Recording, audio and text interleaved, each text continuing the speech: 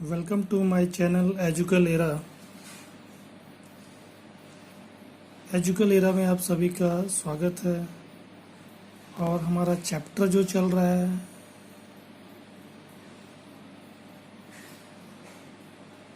12th 12वीं लेखा शास्त्र का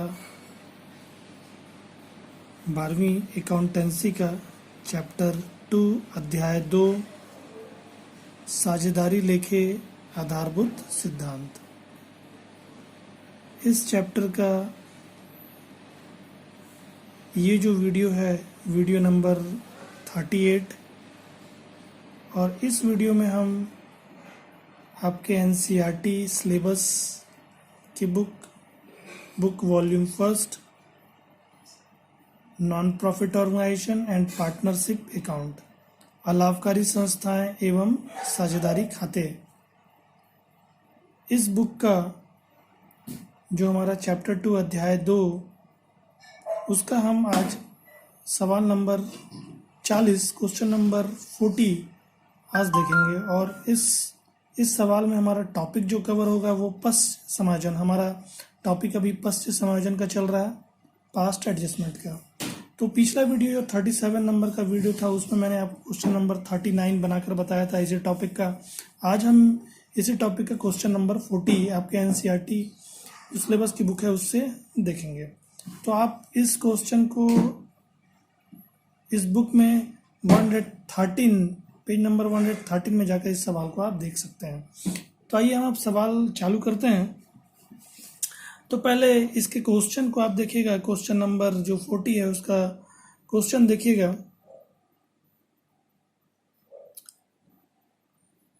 इकतीस मार्च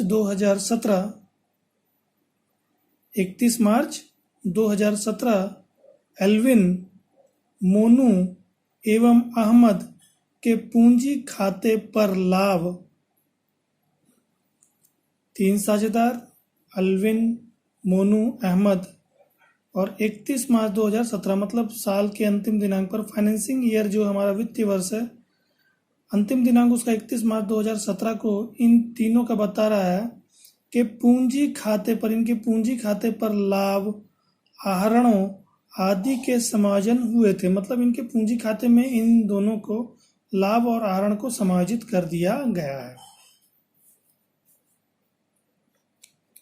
आगे बोलता है जो कि पूंजी एल्विन रुपये 80,000, एल्विन की पूंजी बता रहा है अंतिम दिनांक पर 80,000 है, और मोनू की 60,000 तथा अहमद की 40,000। इनका अंतिम पूंजी बता रहा है इस दिनांक पर, साल बंद होता है उसी दिनांक पर इनकी पूंजी बता रहा है अंतिम पूंजी। लिखा इसके तदंतर मतलब इसके बाद ही यह पता चला कि पूंजी तथा आहरणों पर ब्याज छूट गया।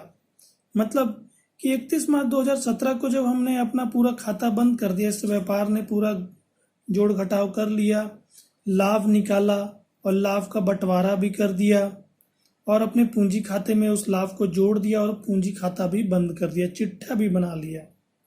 जब ये खाता बंद कर देती है उसके पश्चात इसको पता चलता है कि इसके तदंतर ही यह पता चला कि पूंजी तथा आहरण पर ब्याज छूट गया। मतलब कि इन्होंने जो लाभ एवं हानि समायोजन खाता बनाया था जिससे बंटवारा ये कर रहे थे, उसमें ये क्या किए, पूंजी पर ब्याज और आहरण पर ब्याज देना भूल गए, लेना और देना भूल गए, जिसे शामिल किया जाना चाहिए था। ये साझेदार पूंजी पर 5% प्रतिवर्ष की दर से ब्याज लेने के लिए अधिकृत थे। मतलब पूंजी पर ब्याज कितना लगाया जाता है, 5% प्रतिवर्ष की दर से। इस वर्ष के दौरान आहरण इस तरह थे, मतलब इस वर्ष आहरण कैसे इन्होंने किया, एल्विन ने 20,000 पूरे वर्ष भर में 20,000 आहरण किया है, मोनू ने 15,000 रुपये आहरण किया और अहमद ने 9,000 रुपये आहरण किया है। साझेदारों द्वारा आहरण पर प्रभारित ब्याज राशि इस प्रकार थी। मतलब कि यहाँ पर आपको ब्याज की, आहरण पर ब्याज की गणना नहीं करना है, वहाँ पर निकाल कर आपको बताया हुआ है। एल्विन का 500 रुपये आहरण पर ब्याज, मोनू का 360 रुपये और अहमद का 200 रुपये होता है आहरण पर ब्याज। ये लिया जाना चाहिए था, मगर क्योंकि ये पश्च समायोजन वाला मतलब कि इसमें कुछ गलतियों वाला है तो इन्होंने 2 चीज़ की गलती की है। पूंजी पर ब्याज और आहरण पर ब्याज, मतलब कि इन्होंने आहरण पर ब्याज इसको नहीं लिया, मतलब अपने जो इन्होंने खाता लाभ एवं हानि समायोजन खाता बनाया उसके क्रेडिट पक्ष में इसको नहीं लिखा। अभी हम देखेंगे। फिर लिखा वर्ष की निवल लाभ राशि, मतलब वर्ष का शुद्ध लाभ बता रहा है 1,20,000। इस वर्ष कितने का लाभ हो गया? 1,20,000 जो इन्होंने बंटवारा किया होगा और बंटवारा करने के पश्चात इसको अपने पूंजी में जोड़ लिया है। और लाभ विभाजन अनुपात, लाभ हानि विभाजन अनुपात 3:2:1 का था, मतलब अपने लाभ को इन्होंने 3:2:1 के अनुपात में बांटते हैं। 6 हिस्से करते हैं, उसमें से 3 हिस्सा एल्विन को चला जाता है, 2 हिस्सा मोनू को जाता है और 1 हिस्सा अहमद को जाता है। तो ये हमारा सवाल था। आप सवाल को देखिएगा। तीन साझेदार, इनकी पूंजी अंतिम दिनांक पर बता रहा है 80,000, 60,000 और 40,000। पूरा खाता बंद करने के पश्चात पता चलता है कि इन्होंने पूंजी पर ब्याज नहीं लगाया और आहरण पर ब्याज भी नहीं लिया इनसे, इस फर्म ने। फिर आगे बताता है कि वे पूंजी पर 5% से ब्याज लगाते हैं और आहरण का आपको आहरण पर ब्याज का रकम बताया हुआ है 500, 360 और 200 तीनों का। और इस वर्ष का इन तीनों का आहरण भी बताया हुआ है 20,000 एल्विन के लिए, मोनू के लिए 15,000 और अहमद के लिए 9,000 रुपये। और इनका शुद्ध लाभ बताता है इस वर्ष का 1,20,000 और लाभ का बंटवारा अनुपात बताता है 3:2:1 का। तो हमने सवाल को देखा, अब हम इसको हल करते हैं। तो हल करने से पहले हम कुछ बातों को थोड़ा सा समझते हैं, क्योंकि इस तरह के सवालों में हमको थोड़ा सा डीपली समझना पड़ता है, क्योंकि जब तक हम इन सवालों को डीपली नहीं समझ पाते हम बना नहीं पाते। तो देखिएगा,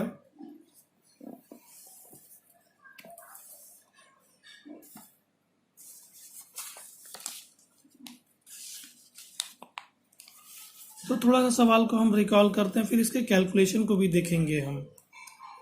तो आप देखिएगा कि सवाल क्या बोल रहा है। सवाल बोल रहा है तीन साझेदार हैं, एल्विन, मोनू और अहमद। अनुपात क्या है? 3:2:1 का। इन्होंने क्या किया? लाभ का बंटवारा और आहरण, जो भी आहरण दिया हुआ है और लाभ जो दिया उसका बंटवारा करने के पश्चात अपनी पूंजी खाते को बंद किया 31 मार्च 2017 को। 31 मार्च 2017 को इनकी पूंजी, ठीक है, इन तीनों की पूंजी आप देखेंगे तो एल्विन की 80,000 रुपये साल के अंतिम दिनांक पर, इसका 60,000 रुपये और अहमद का आप देखेंगे 40,000 रुपये साल के अंतिम दिनांक पर। मतलब कि इसमें समायोजित हो चुका है, क्या क्या समायोजित हो चुका है? इसमें लाभ जुड़ चुका है, जो अभी लाभ इनका निकला हुआ साल भर का वो लाभ इसमें जुड़ा हुआ है। और दूसरा चीज, इसमें आहरण घटा हुआ है। ऐसा मैं इसलिए बता रहा हूँ क्योंकि पूंजी पर ब्याज अभी गणना करना है, और पूंजी पर ब्याज जब हम गणना करते हैं तो उसके लिए हमको किस चीज़ की आवश्यकता होती है? प्रारंभिक पूंजी की आवश्यकता होती है, ठीक है। अंतिम पूंजी की आवश्यकता नहीं होती हमको जब पूंजी पर ब्याज की गणना जब हम करते हैं, इसलिए ऐसा बताया जा रहा है, ठीक है। तो इनमें क्या हुआ है कि लाभ जुड़ गया है और आहरण घट गया है, ठीक। ये बात तो हो गई। अब सवाल क्या बता रहा है कि इन्होंने जब अपने खाते को बंद कर दिया तो पता चलता है कि गलती हो गई। किस चीज की गलती हो गई? त्रुटि हो गई। किस चीज की त्रुटि हो गई?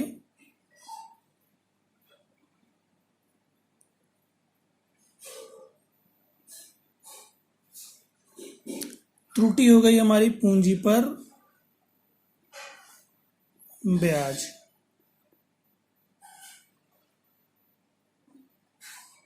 और आहरण पर ब्याज, इन दोनों का इन्होंने लेखा नहीं किया। पूंजी पर ब्याज किस तरह बता रहा है? 5% वार्षिक प्रतिवर्ष की दर से, और आहरण पर ब्याज का आपको रकम बताया हुआ है, हमको निकालने की आवश्यकता नहीं है। तीनों के लिए 560 ,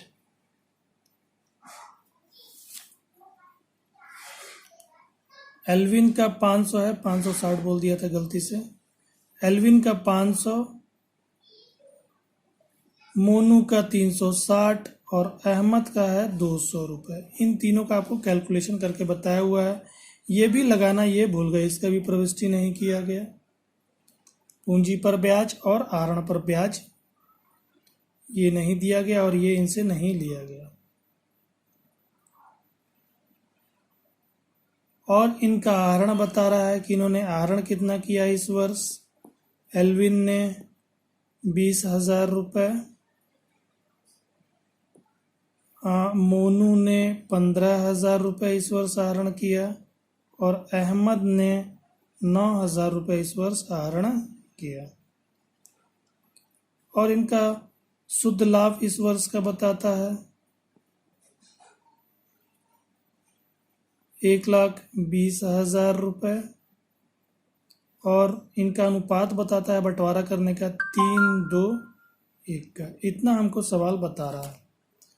तो आप देखेंगे जब क्या बनाया गया होगा, लाभ एवं हानि समायोजन या विनियोग, समायोजन या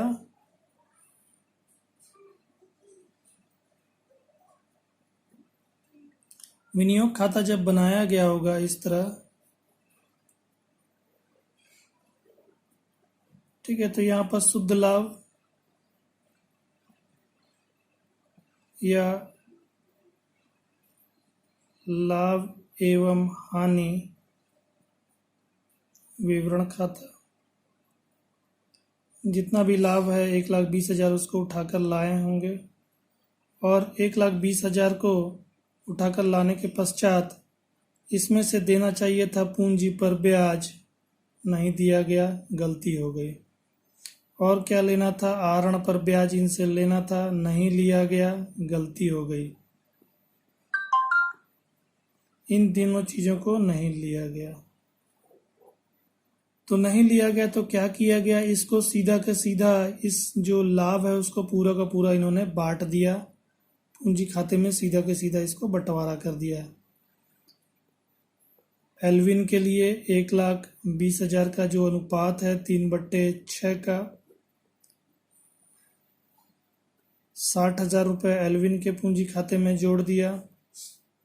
मोनू का 1,20,000 का 2/6 सीधा सीधा 40,000 रुपये उसके खाते पूंजी खाते में हस्तांतरित कर दिया गया लाभ के रूप में।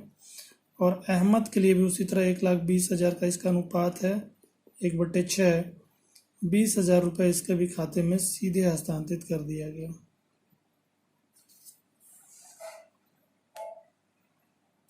ठीक है, और इसको बंद कर दिया गया 1,20,000 से, 1,20,000 से, ऐसा इन्होंने कर दिया गलतीवश।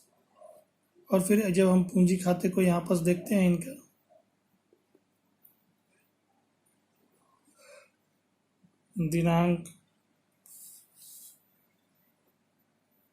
दिनांक विवरण और ये तीनों का, फिर इसी तरह दिनांक विवरण और ये तीनों का राशि, दिनांक विवरण और ये हो गया एल्विन, मोनू, अहमद, फिर उसी तरह दिनांक विवरण और ये एल्विन, मोनू, अहमद।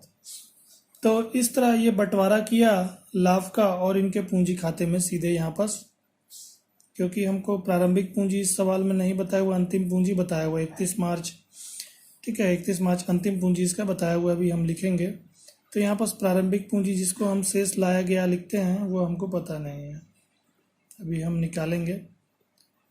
ठीक है, और लाभ, ये जो समायोजन से हमारा जो लाभ हुआ उस लाभ को ये पूंजी खाते में आ गई। ठीक ना, तो लाभ एवं हानि समायोजन खाता, लाभ के रूप में लाभ हुआ है कितना 60,000, 40,000 और 20,000, इस तरह लाभ इनको दिया गया। और इधर आहरण, क्योंकि इन्होंने आहरण भी किया इस वर्ष, ये आहरण इसमें से माइनस होगा, पूंजी में से माइनस हुआ होगा। आप देखते हैं जब आप सिंपल सा बैलेंस शीट बनाते हैं तो उसमें क्या करते हैं कि जो भी हमारा प्रारंभिक पूंजी है उसमें लाभ जोड़ते हैं और आहरण को घटा देते हैं। तो वही आहरण इधर लिख के घटाया होगा। तो आहरण कितना है? 20,000, 15,000 और 9,000। ठीक है, यही दो काम, क्योंकि सवाल में इतना ही बताया गया है। तो इतना करने के पश्चात यहाँ पर हमारे प्रारंभिक पूंजी में जब इसको जोड़े होंगे और इसमें जब घटाए होंगे तो यहाँ पर अंतिम पूंजी हमारा शेष ले जाया गया। यहाँ पर निकल कर अंतिम पूंजी यहाँ पर सवाल में आपको बताया हुआ है 80,000, 60,000 और 40,000। सवाल में आपको बताया हुआ यही अंतिम पूंजी बताया हुआ है, क्योंकि हमको अंतिम पूंजी की आवश्यकता नहीं है, हमको प्रारंभिक पूंजी की आवश्यकता है, क्योंकि हम पूंजी पर ब्याज निकालेंगे और उसका फिर क्या करेंगे? समायोजन प्रविष्टि देंगे। तो आप देखेंगे कि इन दोनों को जोड़ेंगे और इधर का जोड़ेंगे तो ये हमारा इधर का जोड़ होता है 1 लाख और इधर का जोड़ हमारा 60,000। 1 लाख में 60,000 जब घटाएंगे तो यहाँ पर 40,000, मतलब कि प्रारंभिक पूंजी 40,000 की थी एल्विन की। फिर इसी तरह इसका 75,000 इधर का जोड़ होता है, उसमें 40,000 जब घटाएंगे तो 35,000 मोनू की प्रारंभिक पूंजी थी। और उसी तरह इसका 49,000 होता है, उसमें 20,000 घटाएंगे तो 29,000 अहमद की प्रारंभिक पूंजी थी। तो हमने यहाँ पर प्रारंभिक पूंजी निकाल लिया। ये मैं निकाल के क्यों बता रहा हूँ? क्योंकि अभी पूंजी पर ब्याज निकालना है। तो इन्होंने ऐसा किया, मैं ये बता रहा हूँ कि इन्होंने ऐसा किया है। क्या किया इन्होंने? बंटवारा किया। जो इनका 1,20,000 का लाभ हो रहा था उसका इन्होंने बंटवारा कर दिया सीधा सीधा, यानी कि कोई भी पूंजी पर ब्याज या ऋण पर ब्याज नहीं लिया, गलती कर दी। सीधा सीधा इन्होंने क्या किया? इसके अनुपात में 1,20,000 को बांटकर इनकी पूंजी खाते में जोड़ दिया। ठीक है, ऐसा इन्होंने किया। और इसको बनाने से हमको एक चीज और निकल गया कि हमारी प्रारंभिक पूंजी निकल कर आ गई। इसकी सहायता से हम क्या कर लेंगे? पूंजी पर ब्याज अभी आगे चल के हम निकालेंगे। तो इन्होंने ऐसा किया। अब हमको क्या करना है? अब हमको इसका सुधार करना है। किस चीज? केवल किसका सुधार करेंगे? जो गलतियां हुई हैं शुरू से हम नहीं चलेंगे, हम क्योंकि हमको समायोजन प्रविष्टि देना, हमको शुरू से नहीं चलेंगे। केवल जो गलतियां हुई पूंजी पर ब्याज की अभी हम गणना करेंगे, और उसके बाद आहरण पर ब्याज की गणना नहीं करेंगे, वो तो हमको पहले से निकाल कर बताया हुआ है। ठीक है, फिर हम यहाँ पर कैलकुलेशन करने के बाद इसका सुधार करेंगे। तो आप देखिएगा,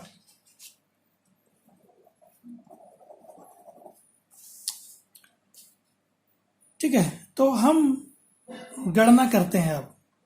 ठीक ना, जो गलतियां हुई उसकी गणना करते हैं। तो पहला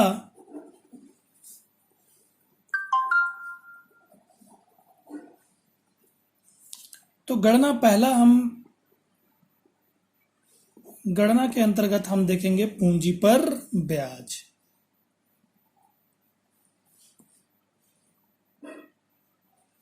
तो पूंजी पर ब्याज पे आप देखिएगा, हमने यहाँ पर प्रारंभिक पूंजी, क्योंकि प्रारंभिक पूंजी पर ही पूंजी पर ब्याज निकाला जाता है, तो हमने यहाँ पर प्रारंभिक पूंजी निकाली है। एल्विन प्रारंभिक पूंजी हमने कितना निकाला?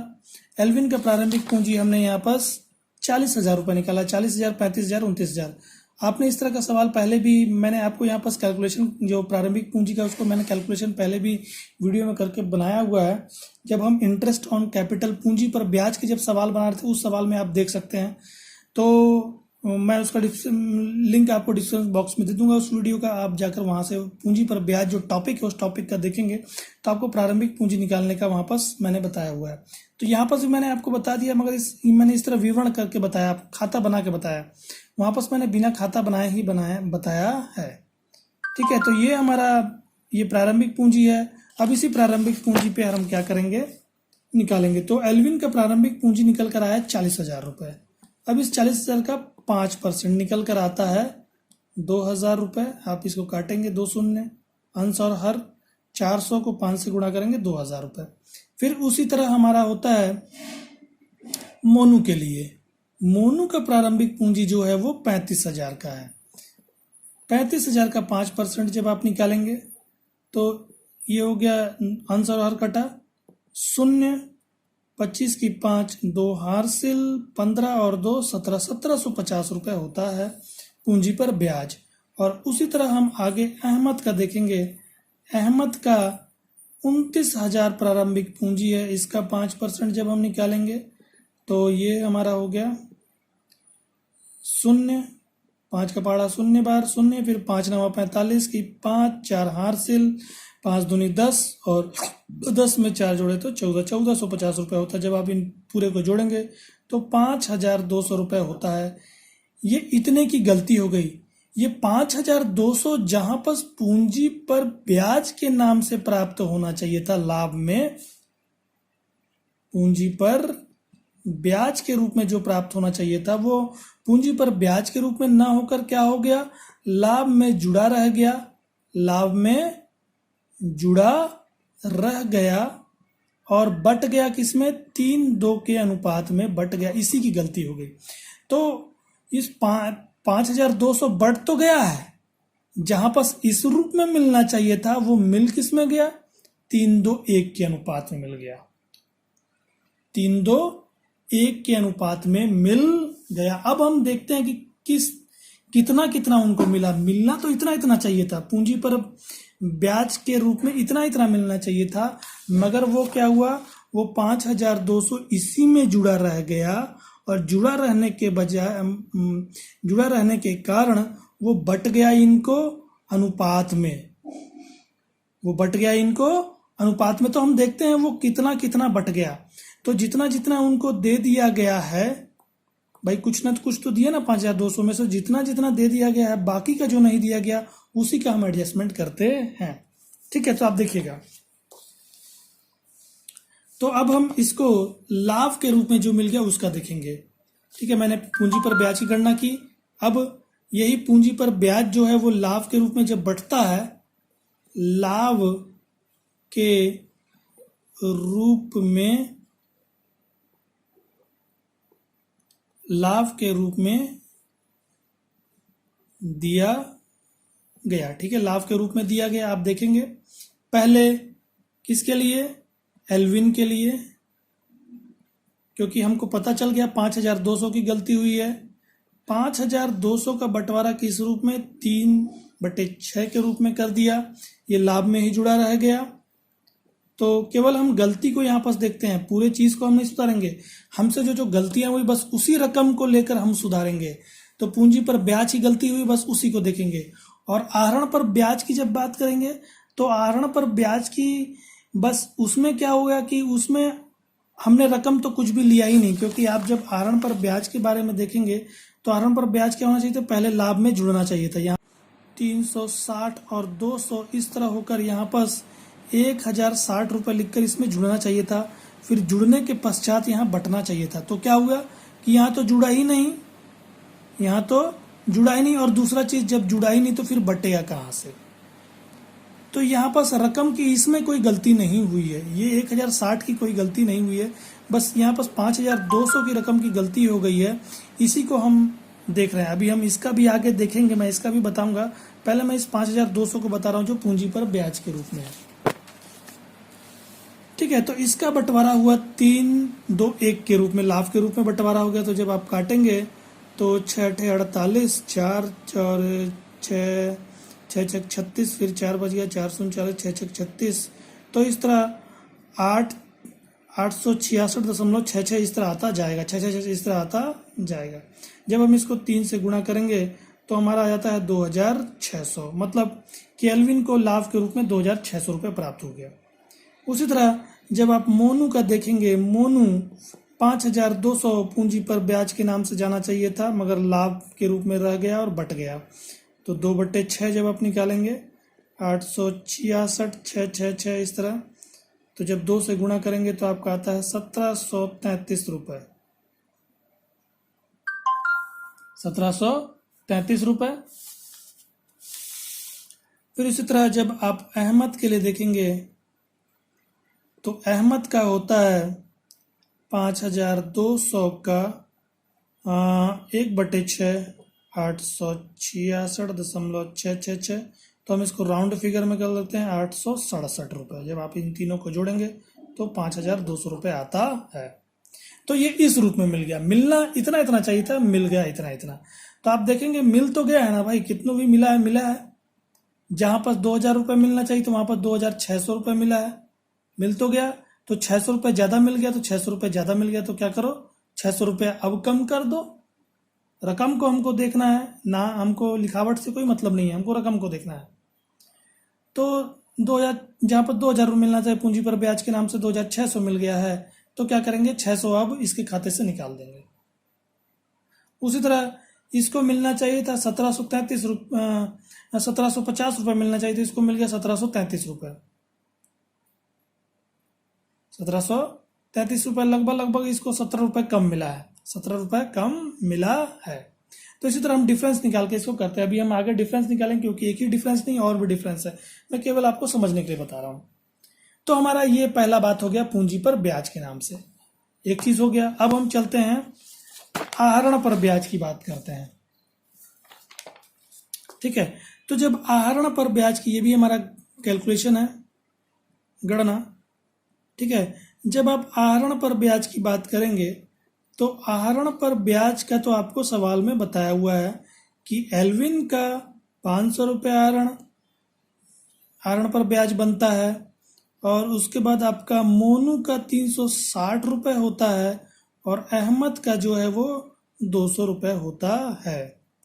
पूरा मिलाकर 1060 रुपये होता है। जो कहाँ लिखना चाहिए था, जो हमको इस तरह, जब हम लाभ एवं हानि, जब बंटवारा का खाता, जब विभाजन का खाता बनाते, लाभ एवं हानि समायोजन या विनियोग खाता जब बनाते, तो वहां पर आहरण पर ब्याज इस तरह लिखते।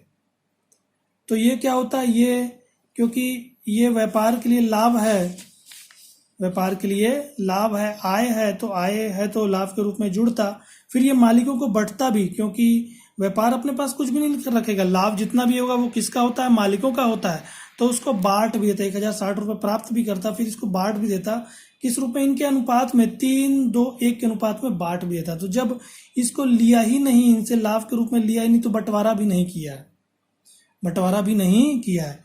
तो आप देखेंगे ये मालिकों से प्राप्त होना था, तो जब मालिकों से प्राप्त होना तो उनसे पैसे के रूप में न लेकर क्या करते हैं, हम उनके पूंजी खाते को ही कम कर देते हैं। यहाँ पास आते हैं और आहरण पर ब्याज लिख देते हैं। तो यहाँ पास आहरण पर ब्याज क्या करता है, इनके पूंजी खाते को कम कर देता है, जो यहाँ पास नहीं हुआ, जो यहाँ पास नहीं लिखा गया, तो ये कम करता, मतलब पूंजी को डेबिट करना पड़ता। जब पूंजी बनती है तो क्रेडिट होकर और डेबिट होकर कम होती है। तो हमको पूंजी खाते को डेबिट करना चाहिए था, मगर हमने डेबिट नहीं किया। तो अब करेंगे, जो हम समायोजन में कर रहे हैं अब करेंगे, समायोजन जो हम बनाएंगे अभी उसमें डेबिट कर देंगे, क्योंकि यहाँ पर हम समायोजन में इनकी पूंजी खाते को ही, अंटोनी पूंजी खाता डेबिट क्रेडिट, मोनू पूंजी खाता डेबिट क्रेडिट, अहमद पूंजी खाता डेबिट क्रेडिट।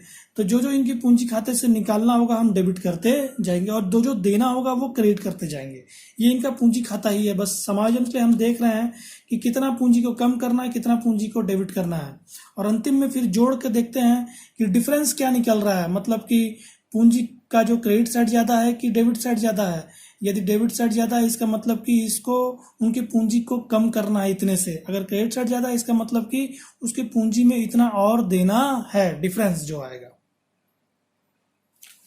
ठीक, तो मैं बता रहा था आपको आहरण पर ब्याज। तो आहरण पर ब्याज लगाना चाहिए था लाभ के रूप में जोड़कर, फिर इनको बंटवारा कर देना चाहिए। तो दोनों काम नहीं हुआ, ना ही लिया और ना ही बंटवारा किया। तो हम यहाँ पास करेंगे। तो हमने आपको सवाल में आहरण पर ब्याज निकालने को आपको निकाल कर बताया हुआ, निकालना नहीं है। तो हमने आहरण पर ब्याज तो देख लिया। अब इसका हम बंटवारा देखते हैं लाभ के रूप में, क्योंकि ये लाभ है, आय है, और इसका मालिकों को दिया जाएगा, उनके पूंजी में जोड़ा जाएगा। तो यहाँ पास लाभ के रूप में, ठीक ना, जमा, इनके पूंजी खाते में क्या होगा, जमा होगा, क्रेडिट होगा। देखिएगा, पहला अहमद के लिए, पहला एल्विन के लिए तो 1060 रुपये, इसका अनुपात में 3/2, 3/6। तो जब आप काटेंगे तो 176 रुपये, ऐसे 666 इस तरह आता जाएगा। ठीक है, जब 3 से आप 3 से मल्टीप्लाई करेंगे, जब 3 से हम मल्टीप्लाई करेंगे तो इसका आता है 530 रुपये। उसी तरह मोनू के लिए 1060 का 2/6, जब इसको डिवाइड करेंगे आप 6 से, इससे भाग देंगे तो आएगा 176, 176 रुपये, 666, 666। जब 2 से आप गुणा करेंगे तो यहाँ पास आता है 353 रुपये राउंड फिगर में। फिर उसी तरह 353.33 इस तरह आएगा, ये राउंड फिगर में हमने कर दिया। फिर उसके बाद अहमद के लिए 1060 का जब आप 1/6 निकालेंगे तो आएगा 176.666, इसको राउंड फिगर कर देंगे 177। जब आप जोड़ेंगे तो 1060 रुपये होता है। तो ये इनको इनसे लेना चाहिए था, नहीं लिया गया, और ये इनको देना चाहिए था, नहीं दिया गया, दोनों गलतियां हुई। ठीक है, अब हम सुधार करेंगे। तो आपने यहाँ पास देखा, सभी चीज़ मैंने आपको बताया, पूंजी पर ब्याज के विषय में बताया कैलकुलेशन करके। पूंजी पर ब्याज का हमारा ये कैलकुलेशन है, ये मिलना चाहिए था, ये उनको प्राप्त हो गया। पूंजी पर ब्याज के रूप में प्राप्त होना चाहिए था, लाभ के रूप में प्राप्त हो गया। और दूसरा हमने आहरण पर देखा, ये आहरण पर ब्याज उनसे लेना चाहिए था और लाभ के रूप में देना चाहिए था। तो ये हमारा कैलकुलेशन है। ठीक है, अब हमने कैलकुलेशन कर लिया, अब हम इसके बाद इसको हल करेंगे। तो हल करने के लिए पहले हमको समायोजन के लिए एक विवरण खाता तैयार करना होगा। समायोजन को दर्शाता विवरण खाता, इस तरह हमको तैयार करना होगा। तो हम अब इसको बनाएंगे। तो पहले कौन सी राशि लिखेंगे? पहले हम जो इनको गलती से दे दिया गया है, क्रेडिट कर दिया इनके पूंजी में, जो लाभ के रूप में जो क्रेडिट कर दिया गया है, अब इनके पूंजी खाते से वो निकालेंगे डेबिट करके। जो गलती से दे दिया गया उसको डेबिट करके निकालेंगे। तो क्या गलती से दे दिया गया? केवल ये लाभ का जो हिस्सा, पूंजी पर ब्याज का जो हिस्सा था, वो गलती से इनको लाभ के रूप में बट गया। इसको हम क्रेडिट कर चुके हैं उनके पूंजी खाते में, डेबिट करेंगे अब।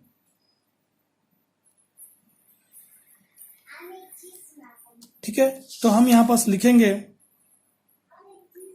देखिएगा आप, लिखेंगे वह राशि जो लाभ के रूप में जमा की गई, वह राशि जो लाभ के रूप में जमा की गई, मतलब पूंजी पर ब्याज के रूप में देना था, लाभ के रूप में दे दिया गया, जमा कर दिया गया। ठीक है, तो अब जो क्रेडिट कर दिया उसको डेबिट करके निकालेंगे। कितना कितना क्रेडिट किया, कैलकुलेशन मैंने आपको बताया हुआ है। ये क्रेडिट कर दिया गया है लाभ के रूप में 2600, 1733 रुपये और 867 रुपये। ठीक है, ये क्रेडिट कर दिया गया। अब डेबिट करके हम इसको कम करेंगे पूंजी से 2600 रुपये।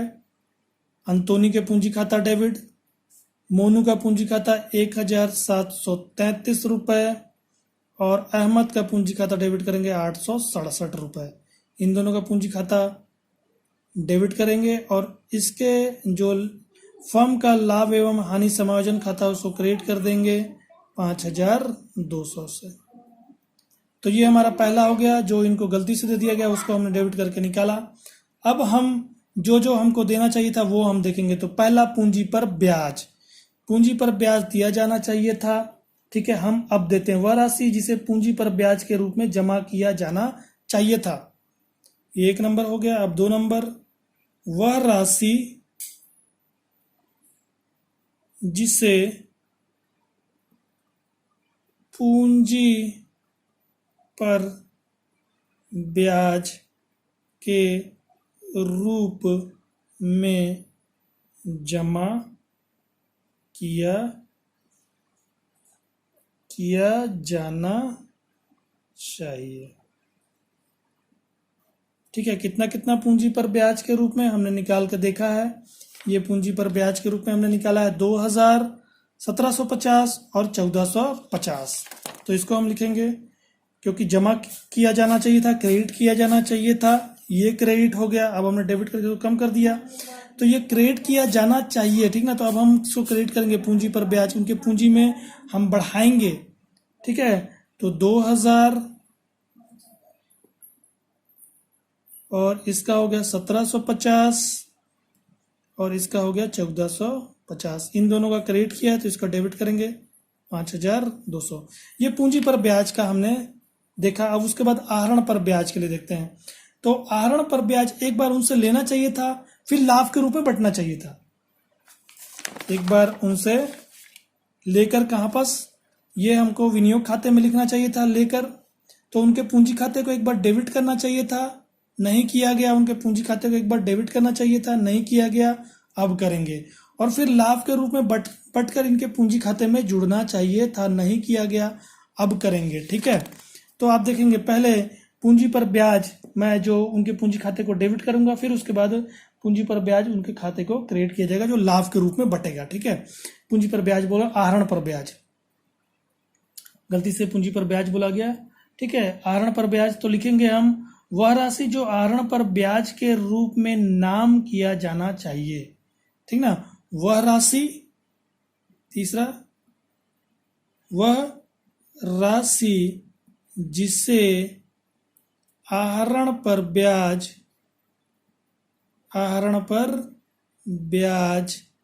के रूप में नाम, मतलब कि डेबिट, इनके पूंजी खाते में डेबिट किया, नाम किया जाना चाहिए, नाम किया जाना चाहिए था, नहीं किया गया, अब हम कर देंगे। ठीक ना, डेबिट करने का है तो यहाँ पर हम लिखेंगे आहरण पर ब्याज, सवाल में आपको कैलकुलेशन करके बताया हुआ है। 500 डेबिट करेंगे इसका, 360 मन्नू का डेबिट करेंगे और 200 अहमद का डेबिट करेंगे।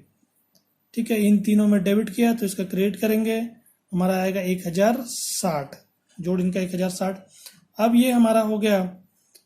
उसके बाद लाभ के रूप में ये जो ये आहरण जो राशि जो इनसे ली गई, ये इनको लाभ के रूप में बढ़ता, 3:1 के अनुपात में बढ़ता, तो इसका भी हमने कैलकुलेशन यहाँ पर देखा है। 530, 353 और 177, इसको हम यहाँ पर लिखेंगे लाभ के रूप में जमा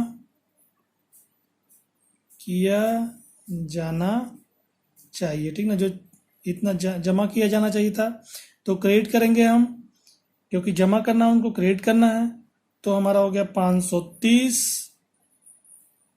530 अंतोनी के क्रेडिट साइड,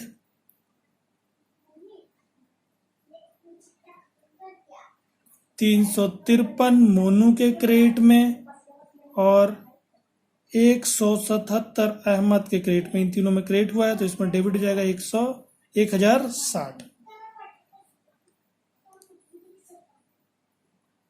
तो हमने इन तीनों का यहाँ पास पूरा कैलकुलेशन कर दिया, समायोजन किया। अब हम तीनों का जोड़ेंगे, यहाँ पर डेबिट क्रेडिट जोड़ते जाएंगे, फिर देखेंगे डेबिट ज़्यादा है कि क्रेडिट ज़्यादा है। तो इसका आप जोड़ते हैं तो इधर का जोड़ आता है हमारा 3100, 3100, इसका जोड़ आता है 2530।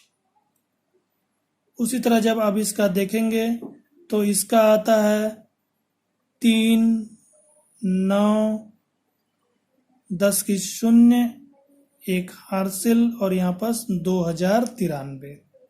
उसी तरह जब आप इसका जोड़ेंगे, जब इसका जोड़ेंगे आप तो 3, 5, 5, 10 की 0, 1 हासिल, 7, 3, 10, 11 की 1 हासिल और ये 2103 रुपये इधर का जोड़ आता है। फिर इस तरह जब इसको जोड़ेंगे आप 7, 6 और यहाँ पर 8, 2, 10, 1067 रुपये। इसका जब आप जोड़ते हैं तो 7, 12 की 2, 7, 7, 5, 12 की 2, 4, 1, 5, 5 में 1 जोड़े 6 और ये 1627 रुपये। और इनका आप जोड़ेंगे तो ये हमारा आ जाएगा 6260 और 6260 दोनों सबका जोड़। फिर उसके बाद हम इसको, इनका डिफरेंस को देखेंगे हम यहाँ पास।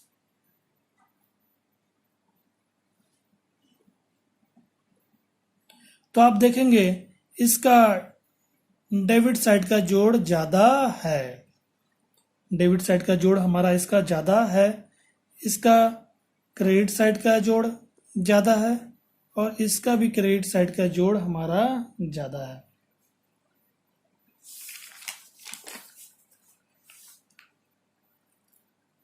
ठीक है, इसका डेबिट साइड का जोड़ ज़्यादा है, इसका मतलब कि इसको ज़्यादा रकम प्राप्त हो गया है, ज़्यादा प्राप्त हो गया है, तो अब क्या करेंगे, कम कर देंगे, मतलब इसकी पूंजी खाते को डेबिट कर देंगे। उसी तरह इसका क्रेडिट साइड का जोड़ ज़्यादा, मतलब कि इसको और देना है, क्रेडिट इसका ज़्यादा, इसका मतलब कि इसकी पूंजी को और देना है। ठीक है, इसको कम दिया गया और देंगे।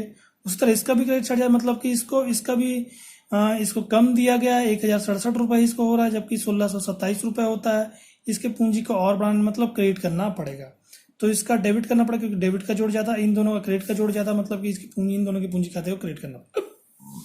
तो अब हम डिफरेंस देखते हैं। ठीक है, तो देखिएगा आप, 3100 रुपये इसका डेबिट का जोड़ ज़्यादा है और इधर का आता है,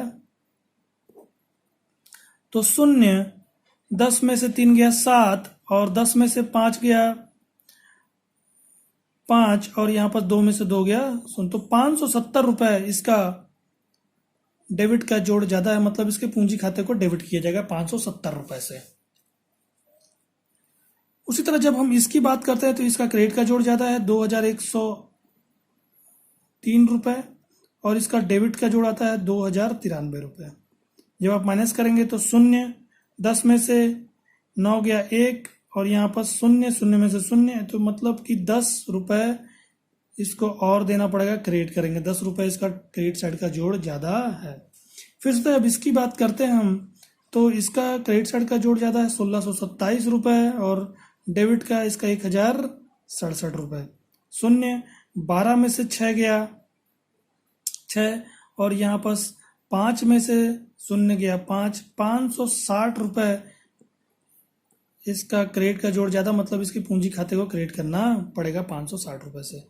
तो ये हमारा पूरा कैलकुलेशन, मतलब कि ये हमारी सारणी बन जाती है। यहाँ पर आप देखेंगे सारणी हमने बनाया, और हमको सारणी बनाने के पश्चात पता चलता है कि इसका डेबिट साइड का जोड़ ज़्यादा है, मतलब कि 570 रुपये ज़्यादा है, तो 570 रुपये से इसके पूंजी खाते को डेबिट करेंगे, इसकी पूंजी खाते को 10 रुपये से क्रेडिट करेंगे, क्योंकि इसका क्रेडिट साइड का जोड़ ज़्यादा है, और इसकी पूंजी का भी क्रेडिट साइड का जोड़ ज़्यादा है, 560 रुपये ज़्यादा, इसकी भी पूंजी खाते को क्रेडिट कर दिया जाएगा। तो हम यहाँ पर हमने सारणी बनाया। अब इसके बाद हम इसका पंजी प्रविष्टि देखते हैं। तो ध्यान रखिएगा, अंतोनी का पूंजी खाता को डेबिट करना है और इन दोनों के पूंजी खाते को क्रेडिट करना है। तो हम चलते हैं पंजी प्रविष्टि में। ये हमारा पंजी प्रविष्टि है, ठीक है। पंजी प्रविष्टि का मैंने यहाँ पास फॉर्मेट खींच के रखा हुआ है। दिनांक, विवरण, खाता पृष्ठ क्रमांक, विकलन और समाकलन, ठीक है। अब हम इसका पंजी प्रविष्टि करते हैं। तो देखेंगे आप किसका पूंजी खाता डेबिट होगा, ठीक है। एल्विन का पूंजी खाता डेबिट होगा। एल्विन पूंजी खाता नामे या डेबिट, ठीक है ना। और क्रेडिट किसका होगा, मोनू पूंजी खाता से और अहमद पूंजी खाता से। रकम कितना कितना लिखेंगे आप देखेंगे। 570 रुपये इसका डेबिट किया गया है, 10 रुपये इसका क्रेडिट किया गया है और 560 रुपये इसका क्रेडिट किया गया है।